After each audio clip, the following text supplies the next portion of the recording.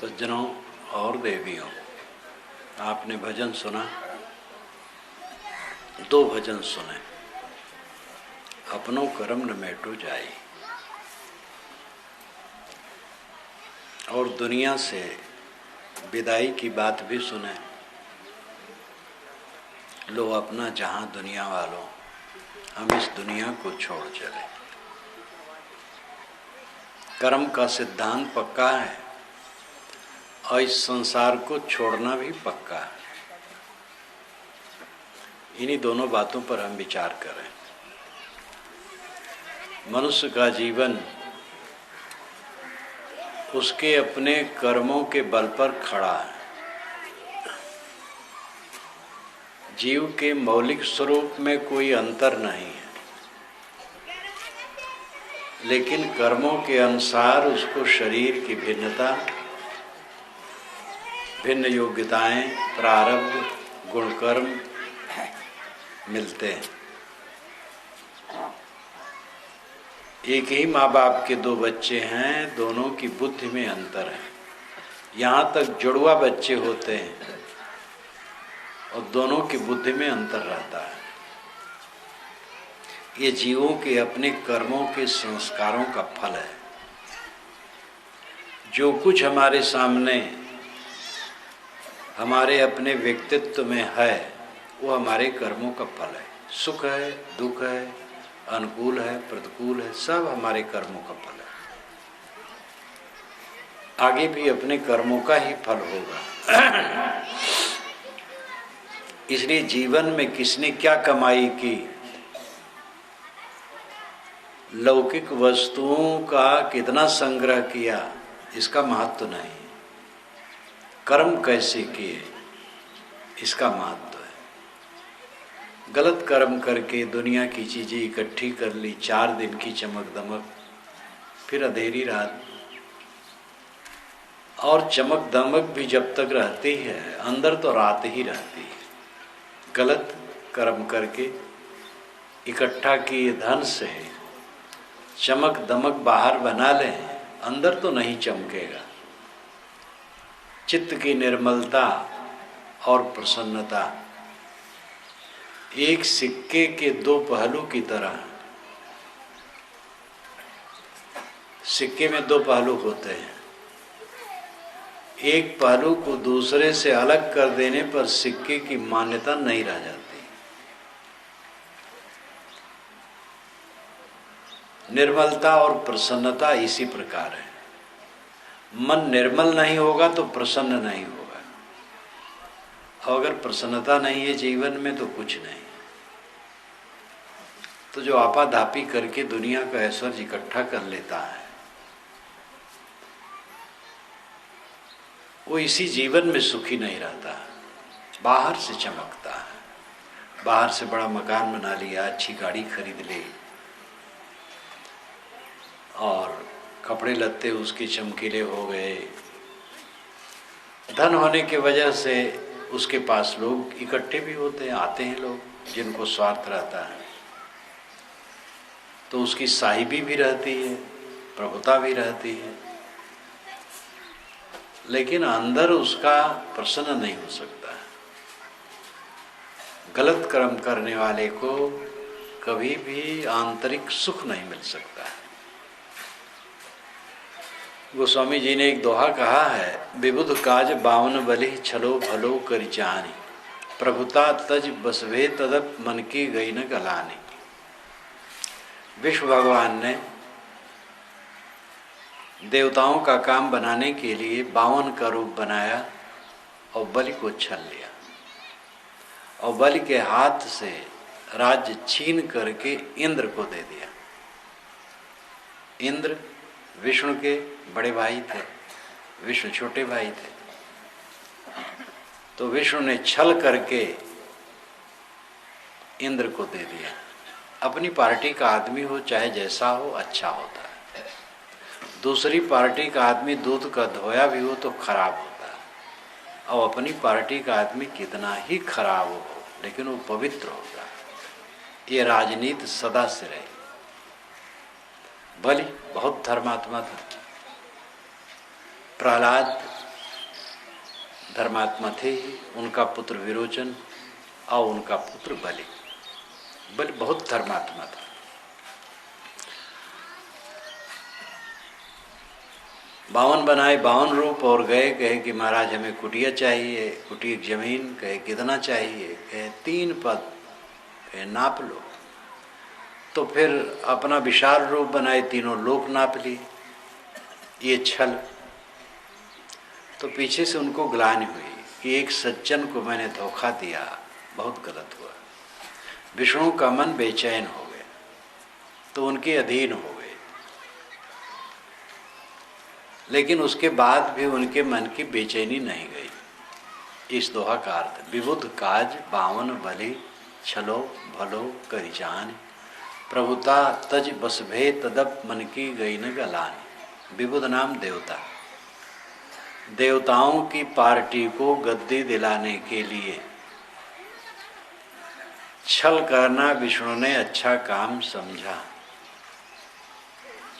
और उसके परिणाम में उनका मन मलिन हो गया और वे प्रभुता त्याग करके बल के अधीन हो गए, तो भी मन की ग्लान न गई। परंपरावादी गोस्वामी जी हैं, लेकिन वह यहाँ पर उदारता से कहते हैं, विष्णु अपने कर्मों का फल भोगते रहे, मन संतापित रहा। हम लोग गलत काम करेंगे, कैसे नहीं संतापित रहेगा? विष्णु तो बहुत बड़े माने जाते हैं, विष्णु भगवान, और वे अपने खोटे कर्म के कारण संतापित रहे, तो हम लोग कैसे नहीं संतापित रहेंगे? कोई देखता है कि नहीं देखता है? अंतरात्मा तो देखती है। दूसरे की नजरों से हम पाप को छिपा सकते हैं, ईश्वर की नजरों से नहीं। ईश्वर क्या है? आत्मा।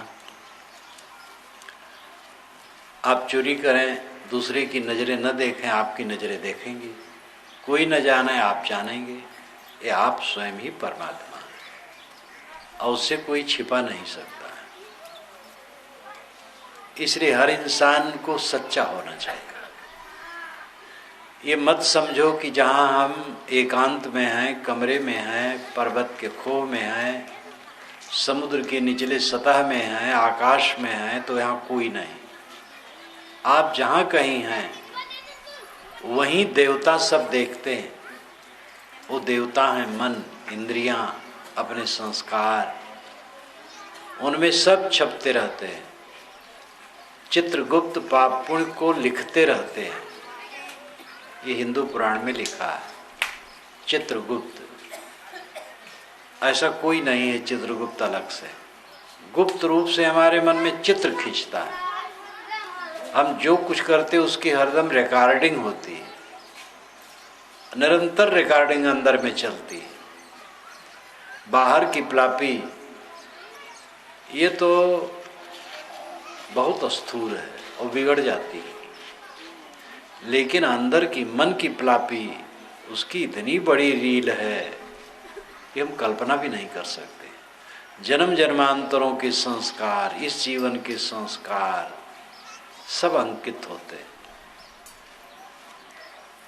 इसलिए अपने लिए पाप न करें, अपने परिवार के लिए पाप न करें और किसी के लिए भी पाप न करें। पाप करके जिंदगी बिताएं तो भी जिंदगी कट जाएगी, और पाप से बचा करके चलें तो भी जिंदगी कट जाएगी। लेकिन दोनों में बड़ा अंतर हो जाएगा। जो पाप पूर्वक जिंदगी बिताएगा वो आज और आगे जलेगा, और पाप से अपने को बचा करके जिंदगी बिताएगा वो आज और आगे सब समय शीतल रहेगा। और पाप न करें तो भी गुजर होगा, अच्छा गुजर होगा। पाप करेंगे तो भी गुजर तो होगा, लेकिन जलते रहेंगे। आज जलना है, आगे जलना है। इसलिए कर्म सुधार की जरूरत है। क्या विष्णु ने बलि को छला? सच, ये काल्पनिक कहानी है। और जहाँ से शुरुआत हुई है वहाँ काल्पनिक नहीं है, एक वैज्ञानिक है। ये मैंने वेद में लिखा है। वेद क्या कहते हैं, मेरी एक पुस्तक है 700 पृष्ठों की, 121 संदर्भों की, और चारों वेदों के समस्त विषयों को उसमें रखा गया। विष्णु के 3 पद ये भी रखा गया। विष्णु 3 कदम रखे। ऋग्वेद सबसे बड़ा वेद है और पहला वेद है, उसमें 24 बार इसकी चर्चा आई है। और एक श्लोक में, एक मंत्र में जो चर्चा है, ये सबसे ज़्यादा उजागर और पंडित लोग भी कर्मकांड में इसका प्रयोग करते हैं। इदम विष्णु विचक्र में त्रेधा निदधे पदम समूढ़ मत्स्य पांसुरे। विष्णु यहाँ चले, 3 कदम रखे, उनके पैरों की धूल से संसार ढक जैसा गया, ये इसका अर्थ है। और भारत के और विदेश के समस्त वैदिक विद्वान इसका एक मत से ही अर्थ करते हैं कि सूरज विष्णु है और उसकी किरणें उसके कदम हैं, और पृथ्वी, अंतरिक्ष और दुलोक में उनका पड़ना 3 कदम रखना। वेदों को कोई पढ़े तो पढ़ करके मंत्र से ही साफ यही अर्थ हो जाता है। इस प्रसंग को जो मैंने लिखा है खूब खुलासा लिखा है। विष्णु का अर्थ होता है जो सब में प्रवेश करे। विष धातु से विष्णु शब्द बनता है। विष का अर्थ होता है प्रवेश करना। सूरज की किरणें सब में प्रविष्ट होती हैं, इसलिए सूरज विष्णु, और उसकी किरणें उसके कदम हैं, और पृथ्वी पर उसकी किरणें पड़ती, अंतरिक्ष यानी आकाश में पड़ती, और दुलोक तारामंडल में पड़ती। यही उसके 3 कदम हैं बस। आगे चल करके ग्रंथों में कल्पना की गई और बिगाड़ दिया गया। विष्णु छल पूर्वक जमीन ले लिए, ये पहले कथा आई शतपथ ब्राह्मण में। उसके पश्चात वे 3 कदम में सब नाप लिए। ये सब बढ़ाते चले गए, और 52 पुराण बना 10,000 श्लोकों का। उसमें बलिछलन नाम ही हो गया विष्णु का। वेदों के कितने वैज्ञानिक अर्थ को पुराणों में विकृत करके रखा गया। तो विष्णु सूर्य को कहा गया, लेकिन आगे चल करके विष्णु का अर्थ हुआ विश्वव्यापी नियम। विष्णु की किरणें भी कहाँ तक जाती? विश्व अनंत है। एक वायुयान पर बैठो और वो 1 सेकंड में 10 अरब किलोमीटर चले, और 10 अरब वर्षों तक चलते रहो तो भी देश का अंत नहीं हो। शून्य आकाश अनंत है, तो सूर्य की किरणें कहाँ तक जाएंगी? इसलिए सूर्य भी इस अनंत विश्व ब्रह्मांड के सामने एक जुगनू है। इसलिए ऋत, वेद में कहा गया ऋत, ऋत नाम नियम। नियम सर्वत्र व्याप्त है, चाहे कितनी दूर की कल्पना कर लो, सब जगह नियम है। नियम ही विष्णु है जो सब में प्रविष्ट है। सारा संसार नियमबद्ध चलता है। इसको कोई एक जादूगर ईश्वर नहीं चला रहा, किंतु नियम से चल रहा है। वह विश्व है और वो व्यापक है, सब जगह है, नियम सब जगह। और विष्णु का जो स्थूल रूप हमें मानना चाहिए वो समाज है। ये समाज विष्णु भगवान बैठा। और विष्णु का जो आध्यात्मिक अर्थ मानना चाहिए वो आत्मा है। आत्मा विष्णु है जो सब घटों में बैठा है। मूल प्रसंग ये था कि अपने कर्मों का फल भोग होता है। ये वैज्ञानिक है। एक्शन टू रिएक्शन ये भौतिकवादी भी मानता है। क्रिया की प्रतिक्रिया, ध्वनि की प्रतिध्वनि, बल का प्रतिबल, बिंब का प्रतिबिंब होता है। जो हम करते हैं उसका परिणाम होता है, हर क्रिया का परिणाम होता है। इसलिए इस जीवन को हंसी ठट्ठा मत समझो। बिना सोचे समझे बीड़ी पीना शुरू कर दी। कोई बीड़ी पीने कहा आपको तो आपको विचार करना चाहिए क्यों पिए, क्या लाभ है। तंबाकू खाना शुरू कर दिए, गुड़ाकू घिसना शुरू कर दिए, गुटखा खाना शुरू कर दिए, पान पराग, पान, शराब, इंद्रियों को उत्तेजित करना शुरू कर दिए। इंद्रियों को उत्तेजित कर कर के शांति पाओगे। जितनी उत्तेजना बढ़ाओगे तृष्णा उतनी बढ़ेगी और जलोगे आज और आगे। बिना सोचे समझे शरीर को, मन को, वाणी को पीड़ित किया जाता है। होश हवास नहीं कि हम क्या कर रहे हैं, लेकिन इसका परिणाम कहाँ जाएगा? अपने ऊपर आएगा। ये जीवन बहुत कीमती है, बहुत मूल्यवान है, बहुत संवेदनशील है। नरक का द्वार है, स्वर्ग का द्वार है, मोक्ष का द्वार है। जहाँ जाना चाहो जाओ, तीनों में से एक में जाना होगा। नहीं मोक्ष में जाओ स्वर्ग में जाओ, नहीं स्वर्ग में जाओगे नरक में जाना होगा। अगर कोई मोक्ष का काम न करेगा तो नरक तो रखा है। मोक्ष, स्वर्ग और नरक। मोक्ष मोह का क्षय है। मोह से मोह, छह से छह। मोह का क्षय हो गया तो शीतल हो जाता है इंसान। मोह ममता से सब दुख है। और जीव का यहाँ कौन है? किसका कौन है? हमारे बाबे दादे क्या रहा? सब बिखरता चला जाता है। जबरदस्ती हम बनाते हैं मोह। मोह का क्षय मोक्ष है। स्वर्ग का अर्थ होता है स्व में गमन। स्वर्ग, स्व, ग, स्व में गमन, स्व में लौट आना, अपने में लौट आना स्वर्ग है। जो आत्म संतुष्ट हो गया उस स्वर्ग को पा गया। दोनों का अर्थ एक हो गया। नरक है पतन, मन मैला करना, वाणी मैली करना, कर्म मैला करना, ये नरक है। जीवन को हंसी ठट्ठा मत समझो। और लोग हंसी ठट्ठा समझ करके इसको इतना अनियंत्रित व्यतीत करते हैं। इतना कीमती समय ताश खेलते। एक जगह मेरा कार्यक्रम रहा तो जब मैं आसन से पंडाल में जाऊं तो बीच में 7-8 लोग जो कि प्रौढ़ रहे ताश खेलते रहे, पढ़े लिखे लोग रहे।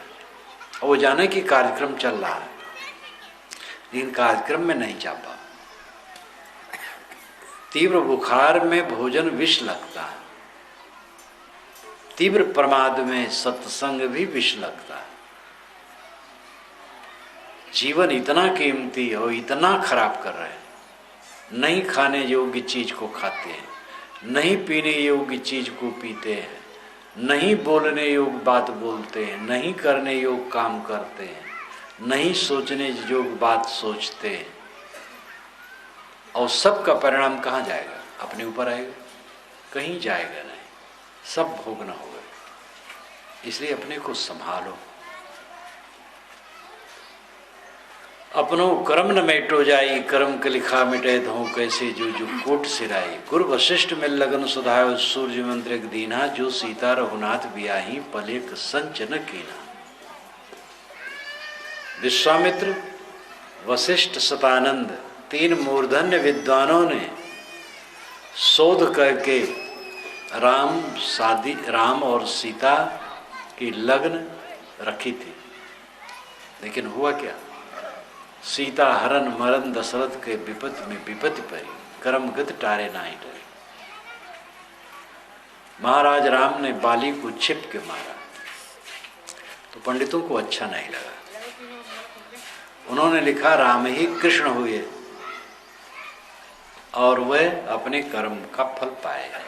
जब श्री कृष्ण महाराज 120 वर्ष के थे और गृह युद्ध में यादवों का विनाश हो गया था, तो जंगल में एक पेड़ के नीचे बैठे ध्यान में लग गए। दूर से एक व्याध समझा कि हिरन बैठा है, तो बाण मार दिया, उनका प्राणांत हुआ। श्री कृष्ण महाराज ने शिशुपाल की भुजा उखाड़ ली, तो जगन्नाथ में भगवान लूले बैठे। पार्वती ने संतान चाहा, लेकिन उनको संतान नहीं मिली। स्वामी कार्तिकेय उनके गर्भ से नहीं पैदा, और गणेश जी भी उनके गर्भ से नहीं पैदा। ये आप ब्रह्मवैवर्त पुराण, महाभारत इत्यादि में पढ़ सकते हैं। मैंने बीजक की टीका और व्याख्या में इसको दिया है। पार्वती जी चाहती थी हमें बच्चा हो, और उन्होंने पुण्य यज्ञ किया और खूब दान पुण्य किया, लेकिन उनको उनके गर्भ ठहरा ही नहीं जीवन में। सोचो, जिनके बच्चे नहीं होते वो देवी देवता मनाते हैं, और महादेव अपनी पत्नी को गर्भवती नहीं कर पाए। कैसा चक्कर है। इससे अधिक खुलासा और क्या हो सकता है। आप पढ़ लो, मेरी बातों पर विश्वास न हो, जो मैंने बीजक में उदाहरण दिया, तो मूल पढ़ लो। महाभारत में है और ब्रह्मवैवर्त पुराण में है, अन्य पुराणों में भी है। कर्मों का फल भोग कोई काट नहीं सकता है। आप लहसुन प्याज खाएं, दुर्गंधिक डकार आ रही है, राम राम जपो, देखो घटता है कि नहीं। राम राम जपने से, सतनाम जपने से, गुरु नाम जपने से, ओम नाम जपने से दुर्गंधिक डकार ना आवे तो मान लिया जाएगा पाप भी कटेगा, लेकिन नहीं कटता, दुर्गंधिक डकार आती है। तो कैसे कट जाएगा पाप? पाप करना बंद करो। पाप काटने का चक्कर नाना मत वालों ने किया है। 18 पुराण और महाभारत, इन 19 जिल्दों से अगर श्लोक छाटे जाएं तो करीब 40,000 श्लोक होंगे जो दिमाग खराब कराऊ।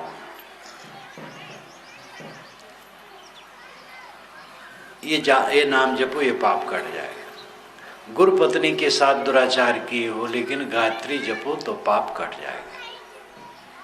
गायत्री मंत्र की रचना विश्वामित्र ने की है।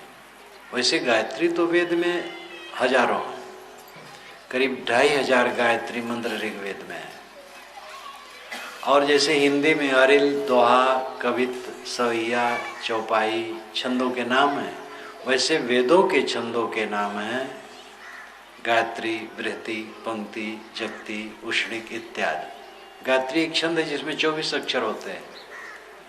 ये प्रसिद्ध जो गायत्री मंत्र है, तत्सवितुर्वरेण्यं भर्गो देवस्य धीमहि धियो यो नः प्रचोदयात्, ये विश्वामित्र की रचना और ऋग्वेद के 3 मंडल के 62वें सूक्त का 10वां मंत्र है। पूरा मंडल ही 3रा मंडल विश्वामित्र की ही रचना मानी जाती है और उनके शिष्यों की। तो उन्होंने ये मंत्र की रचना की। जब वर्ण व्यवस्था हुई तो ब्राह्मण, क्षत्रिय, वैश्य की दीक्षा में कोई मंत्र रखना चाहिए, ये सोचा गया, तो इस मंत्र को रखा गया और इसमें पीछे मिलाया गया ओम भूर्भुवः स्वः। और मंत्र बहुत बढ़िया है, तत्सवितुर्वरेण्यं भर्गो देवस्य धीमहि धियो यो नः प्रचोदयात्। यही मंत्र है मूल। ऋग्वेद में यही ओम भूर्भुवः स्वः नहीं, तत्नाम वह सवितुर सवितः। सविता जो अभी उगा नहीं है वह सूरज। तत्सवितुर्वरेण्यं, वर्ण्यं वर्ण करने योग, स्वीकारने योग, भर्गो प्रकाश स्वरूप, देवस्य देवता का, धीमहि ध्यान धारण करते हैं, धी बुद्धि, यो जो, न हमारी प्रचोदया प्रेरता है। हम अनउगे सूरज की उपासना करते हैं, ध्यान करते हैं, जो हमारी बुद्धि को प्रेरता है। ये इसका शाब्दिक अर्थ हुआ। जब ओम भूर्भुवः स्व मिलाया गया तो ओम का अर्थ है सत रज तम का समुच्चय, सत रज तम का समुच्चय। और भू का मतलब पृथ्वी, भुव का मतलब आकाश, स्व का मतलब तारामंडल, ये अर्थ करके कहा गया। तो मूल अर्थ ठीक है, सूर्य प्रकाश स्वरूप है, प्रकाश ज्ञान का प्रतीक है। सूर्य उगता है, पूरे विश्व को जगाता है। हम जागृत हो, ज्ञानवान हो, जग जाए, मोह भंग करें, गलत काम न करें, हमारी बुद्धि प्रेरित हो सत्कर्मों के लिए। बहुत बढ़िया अर्थ है, लेकिन इसको छू मंत्र का अर्थ बना लिया गया। कितना पाप करो, गायत्री जपो, कट जाएगा। और कटे बटेगा कुछ नहीं। कबीर साहब ने कहा, गायत्री जो विचारी पढ़ाई, पूछो जाए मुक्ति किन पाई। चारों जगहों से लोग गायत्री पढ़ा रहे हैं, जाकर के पूछो गायत्री जपने वालों से किसने मुक्ति पाई। मुक्ति का लक्षण है काम क्रोध लोभ मोह से रहित हो जाना। गंगा में नहाओ, मुक्त हो जाओ। जो गंगा के दर्शन करते मुक्त हो जाते, नर्मदा नाम लेने से मोक्ष होता है। तो मोक्ष का मतलब क्या है? गंगा किनारे रहने वाले तो रोज गंगा दर्शन करते, नहाते भी हैं। तो जांच करो, उनके काम क्रोध लोभ मोह खत्म हो गए हैं। मोक्ष ऐसे हुआ है। मोक्ष है निर्मल जीवन। लेकिन धार्मिकों ने हवा बना लिया, हर बात को हवा बना लिया, गड़बड़ कर दिया है, कर्म सिद्धांत को गड़बड़ा दिया है। इसलिए धर्म के नाम पर बहुत ऐसी बातें हैं जो बवंडर की, उसमें भटकना नहीं चाहिए। उन्हीं ग्रंथों में निर्णय की बात है और उन्हीं ग्रंथों में प्रपंच की बात है, उलझन की बात है। उन्हीं ग्रंथों में है कि आप जो करेंगे वही फल पाएंगे और कर्मों को करने में आप स्वतंत्र हैं। ये बात बिल्कुल सही है। और उन्हीं ग्रंथों में लिखा है कि आप परतंत्र हैं, जो ईश्वर चाहता है वही होता है। भगवान की माया प्रेरती, आप क्या करेंगे? आप असमर्थ हैं। यहाँ सब चौपट कर दिया गया है, झूठ है। भगवान की माया आपको नहीं प्रेरित करती, आपकी माया आपको प्रेरित करती है। जो आपने मन का मोह बनाया वही आपकी माया है। आप जिम्मेदार हैं अपने कर्मों के, आप जिम्मेदार हैं। कोई भगवान शैतान जिम्मेदार नहीं।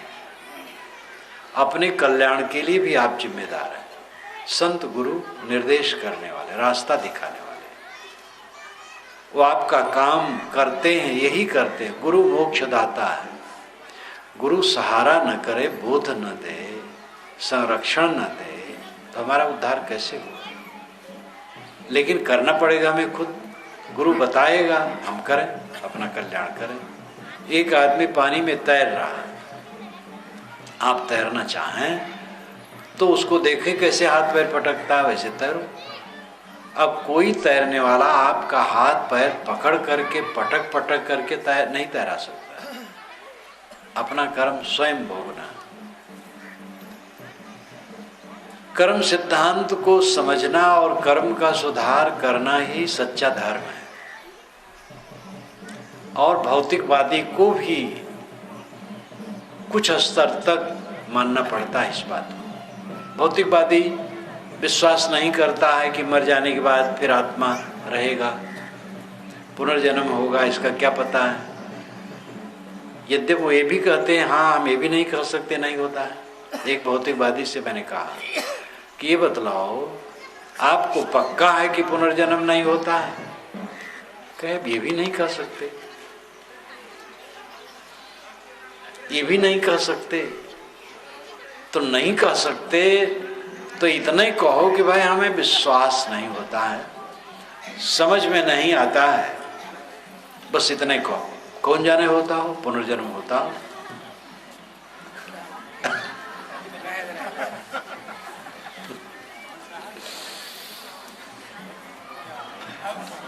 ये देखो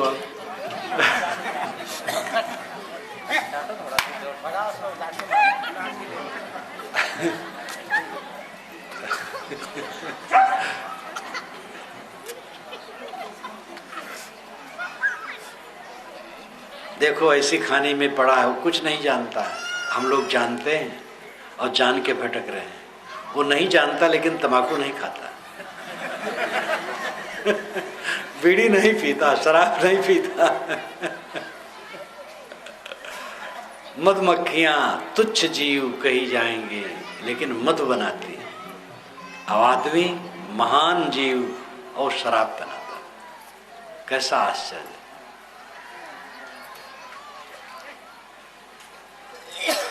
कर्म पर ध्यान देना चाहिए सबको। आपका जीवन कर्ममय है। जो कुछ आप करते वही कर्म है, उसी का फल आपको मिलता। हमें, आप सबको। अपनी कमाई आपको, ना माई ना बाप को। एक संघात है, माँ बाप, पत्नी, भाई, बच्चे। ये संघात थोड़े दिन का। नारी पुरुष मग मध्य में धरत जीव तादे, रक्षक तिनके होत सोई मान हम ममे। रास्ता में ही तो राही चलेगा।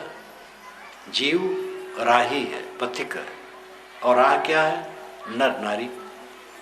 उन्हीं के बीच में वो शरीर धरेगा। शरीर धर लेता है तो वह नर नारी उसको अपना मानते हैं। अपना मान करके वह रक्षा कर। बिना अपना माने रक्षा होता नहीं। लेकिन उनको चाहिए कि हल्का हल्का अपना माने, ज्यादा नहीं। वो ज्यादा मान लेते इसलिए फंस जाते। हर बात में संतुलन की जरूरत है। भोजन न करो तो जीवन नहीं चलेगा, ज्यादा करोगे तो बीमार होगे। एक डॉक्टर ने मुझसे कहा कि महाराज जितना लोग खाते हैं उसका आधा हम लोग खाते हैं। लोग जितना खाते हैं वो ज्यादा खाते हैं, इसलिए उसका आधा हम लोग खाते हैं उनसे। अगर संतुलित खाना कर दे तो डॉक्टरों की आमदनी घट जाए। एक डॉक्टर से मैंने पूछा कुशल मंगल, बड़े सरल थे, कि हाँ महाराज जरा सीजन नहीं है हमारा। तो बड़ी हंसी हुई। अब बीमारी पड़े तो सीजन है। तो न खाओ तो चलेगा नहीं, ज्यादा खाओ बीमार पड़ोगे, रोगी बने रहो, कष्टित रहोगे। संतुलित खाओ, हर चीज में संतुलन, मध्यवर्ती बर्ताव। नाना मतों के मंत्र जब विश्वास और परिपाटियां और देवी देवता ये उनके काल्पनिक होते हैं। लेकिन धर्म का जो असली स्वरूप होता है वो होता है मन, वाणी और इंद्रियों को पवित्र करने का काम। धर्म का अर्थ ही होता है स्वभाव। पानी का स्वभाव शीतल, आग का स्वभाव गर्म, पृथ्वी का स्वभाव कठोर, वायु का स्वभाव कोमल, आत्मा का स्वभाव चेतना। जीव जहाँ रहता है चैतन्य रहता है, ज्ञानवान। ज्ञान क्या कहता है? जब हम भोजन करते हैं और काम भर का पेट में भोजन चला जाता है तो अंदर से घंटी बज जाती है कि अब हो गया, लेकिन लोभ में पड़ के और खा लेते। बस वही तकलीफ होती। जो हमारा धर्म बताए वहीं रुक जाए। कांटा हमें चुभे पीड़ा होती है तो दूसरों को कांटा चुभाना कहाँ उचित है? एक पत्रकार ने एक विश्वविद्यालय के छात्र से पूछा, आप लोग लड़कियों को देख करके उनसे ठोली करते हैं, कैसे लगता है? तो लड़कों ने कहा, यार बड़ा आनंद आता है। कहे मान लो आपकी बहन है और कोई लड़का ऐसा करता है, अरे कहे बहुत खराब बात है। तो अपनी बहन है तब खराब है। ये बिल्ली वृत्ति है। बिल्ली जब अपने बच्चे को मुख में लेती है, एक जगह से दूसरी जगह ले जाती है तो दांत नहीं लगने देती, बड़े आराम से पकड़ती है। और जब चूहे के बच्चे को पकड़ती है तो एक ही बार में काम तमाम। तो धर्म का अर्थ है स्वभाव। आत्मा का स्वभाव ही ज्ञान है। ज्ञान के अनुसार हर इंसान काम करे तो धर्ममय हो जाए। ज्ञान बताता है यह करो या न करो। लौहि महफूजस्त दरमानी दिलत हर्च में ख्वाही सबज्जो हासिलत दर हकीकत खुद तुयु मुल किताब खुद ची खुद आयात खुद राबाजा। मनुष्य का दिल लौह महफूज है। लौह लोह महफूज सुरक्षित। अरबी में लौह, संस्कृत में लौह। देखो इस पर भी ध्यान दो। अरबी में लोहा को लौह कहते हैं और संस्कृत में भी लोहा को लौह कहते हैं। अरबी में इलाह पूज्य और संस्कृत में भी ईड़ धातु पूज्य के लिए। ईड़ अस्तुताविद धातु, ईड़ धातु अस्तुत परक है। ईड़ ईड़ इलाह ये पूज्य को कहते हैं और इलाह मुसलमान लोग पूज्य को कहते हैं। अल्लाह, अल और इलाह ये दो शब्द मिलकर के अल्लाह बनता है। अल आदर सूचक है और इलाह पूज्य। जैसे इंग्लिश में दी आदर सूचक में दी लगता है आर्टिकल, वैसे अरबी में अल लगता है अल। और इलाह नाम पूज। अल और इलाह दोनों मिला के हो जाता है अल्लाह, तो अर्थ हो जाता है आदरणीय पूज्य।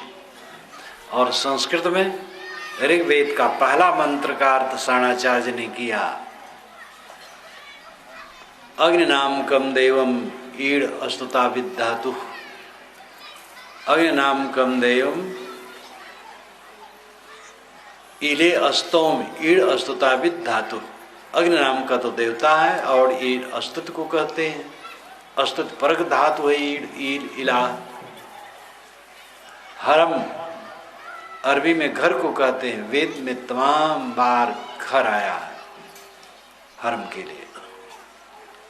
इसलिए सब परिवार एक था। बढ़ते बढ़ते एक दूसरे के दुश्मन मानने लगे, होते चले गए। भ्रम बस, अज्ञान बस। कुछ लोग कहते भारत में हिंदू रहें गैर हिंदू न रहें, ये भ्रम है। जो है सो रहें, प्रेम से रहें। साहू साहू को धोखा देते हैं, ब्राह्मण ब्राह्मण को धोखा देते हैं, कुर्मी कुर्मी को धोखा देते हैं। कौन यहां अपना पराया है? सबसे प्रेम करो। कर्म सिद्धांत पर जोर देने की जरूरत है। ये पक्का समझ लो। आप चाहे अकेले में करो, वहां देखने वाला देखता है, वो है अंतरात्मा। और कर्मों के संस्कार अंकित होते हैं, वो कहीं जाएंगे ना। इसलिए सब समय अपने को संभालो। मन से गलत सोचना छोड़ो, वाणी से गलत बोलना छोड़ो, इंद्रियों से गलत करना छोड़ो। ये तीन आपको साधन मिले हैं, मन, वाणी और इंद्रियां। इन तीनों के कर्म निरंतर अंदर में रिकॉर्डिंग होते हैं और यही थाती बनते हैं। आजकल में देह छूट जाएगी और कर्मों का बंडल आगे चलेगा। लो अपनी जहां दुनिया वालों, हम इस दुनिया को छोड़ चले। कर्म का बंडल बांधेंगे और दुनिया को छोड़ के चल देंगे। कोई यहाँ रुकने वाला नहीं। चाहे कितना अपने को कोई माने मैं बड़ा धनी हूँ, संपन्न हूँ, बहुत का दुलरुआ हूँ, प्यारा हूँ, मौत के सामने किसी का चलता नहीं है। अंत में सबको छोड़ करके सब कुछ चला जाना पड़ता है। कर्म सिद्धांत और यहाँ से विदाई के दिन, ये दो पर आपने गीत सुने हैं यहाँ पर। और इन दोनों बातों पर पूरी सावधानी रखी जाए तो जीवन हमारा सुधर जाएगा। कर्म सिद्धांत को मजबूत बनाना चाहिए। धर्म वालों ने कर्म सिद्धांत को डिगा दिया है। पान तमाकू के भाव पर मोक्ष बेचा गया है। उपनिषदों में कहा गया है यते क्षीण दोषा, यत्न करते करते दोष क्षीण होते हैं तब मोक्ष होता है। साहब ने कहा जतन जतन काहु बिरले पाई।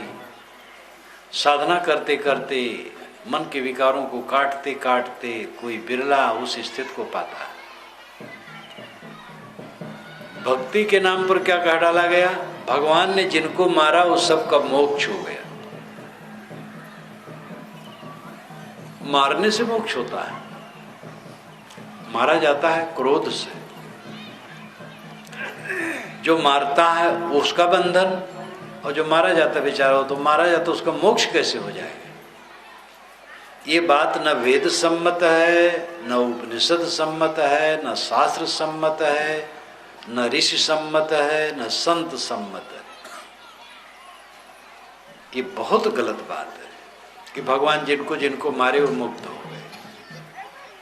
लेकिन अब ये भी कथा कहानी चलती है, भगवान ने जिनको मारा सब मुक्त हो गए। अपने परिवार को क्यों नहीं मारा मुक्ति देने के लिए? कुछ तुर्कों ने भी कहा, मुल्लाओं ने भी, कि अगर ये मुसलमान नहीं होते तो इनको मार दो तो जन्नत में जाएंगे। जैसे उन्होंने भूल भुलैया की बात कही, आप भी भूल भुलैया की बात कर रहे हैं। गंगम नहाओ मुक्ति हो जाए। लोग यात्रा जा रहे थे ट्रेन में गंगा स्नान करने, पढ़े लिखे लोग बैठे थे, सूटेड बूटेड, सिगरेट पीने लगे। वहीं संत बैठे थे। संत ने कहा कि आप लोग जब तीर्थ यात्री गंगा स्नान करने जा रहे हैं तो बीड़ी न पिए, सिगरेट न पिए। कि आप सिगरेट में पड़े, हम तो शराब भी पीते हैं। कि तो गंगा नहाने का फल क्या? कि यही तो फल है, जो कुछ साल भर में करते हैं गंगा में नहा लेते हैं, कट जाता है। तो महात्मा गंगा के पास गए, गंगा से पूछे कि ये बतलाओ कि लोग जब नहाते हैं तुम पाप काट लेती हो तो तुम अपने पास रखती हो? कहे मैं अपने पास रखूं तो भस्म हो जाऊं, तो मेरी धारा के साथ पानी बह करके सब सागर में चला जाता है और उसी में पाप भी बह जाता है। तो महात्मा ने सागर से पूछा, सागर ने कहा मैं पब्लिक का पाप रखूं तो भस्म हो जाऊं? मेरे पानी का भाप बनता है और भाप के साथ पाप आकाश में उड़ जाता है। महात्मा ने आकाश से पूछा, आकाश ने कहा भाई मैं पाप रखूं तो भस्म हो जाऊं? सारा पाप मैं बद्दलों को दे देता हूं और बद्दलों में जितना कालापन है सब पब्लिक का पाप है। महात्मा ने बद्दलों से पूछा, बद्दलों ने कहा हम पाप रखें तो भस्म हो जाए? हम तो उन्हीं पर वर्षा देते हैं जिन्होंने किया। पाप लौट करके अपने ऊपर बरसता हो कहीं जाता होता नहीं। ये तो कहानी है। समुद्र, बादल, ये क्या बोलेंगे बेचारे, तो जड़ है। कहानियां काल्पनिक होती बातों को समझाने के लिए।